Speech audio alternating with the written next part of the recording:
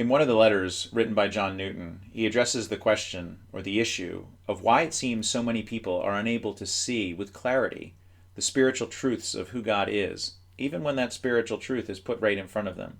He puts it like this.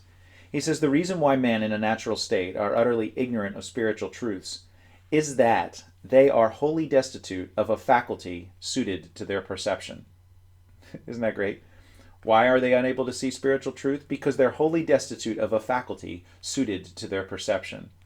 Now that's classic, right? That's what you'd expect someone writing in England in the mid-1700s to say. But a couple of lines later, he makes himself very plain. Why are men unable to see spiritual truth? He says, because men by nature are stark blind. You can't get any more blunt than that. In other words, it isn't because spiritual truth isn't clear to be seen that God has somehow made himself unclear. No, it's because men are blind because of their sin and are unable to see it.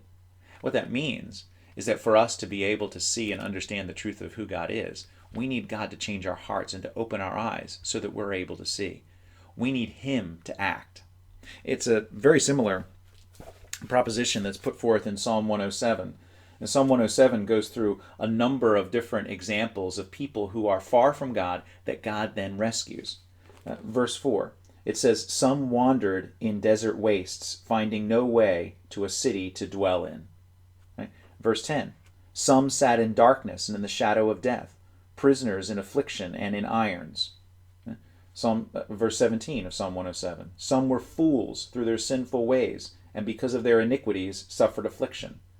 Right? So whether you're lost, or whether you're in despair, or whether you're foolishly and actively sinning and rebelling against God, you need God to act on your behalf.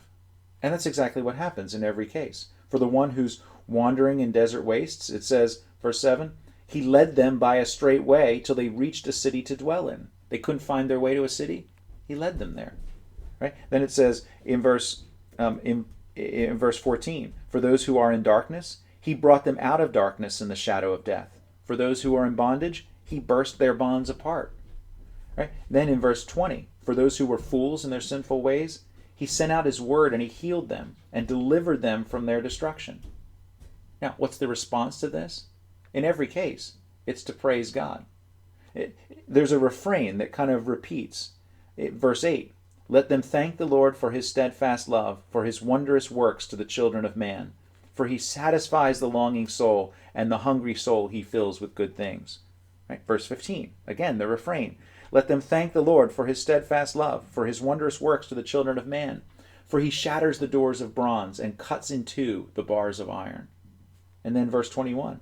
Let them thank the Lord. Again, the refrain. Let them thank the Lord for his steadfast love, for his wondrous works to the children of man. And let them offer sacrifices of thanksgiving and tell of his deeds in songs of joy. It's just like Newton, right? I once was blind, but now I see. Praise God and have a great day.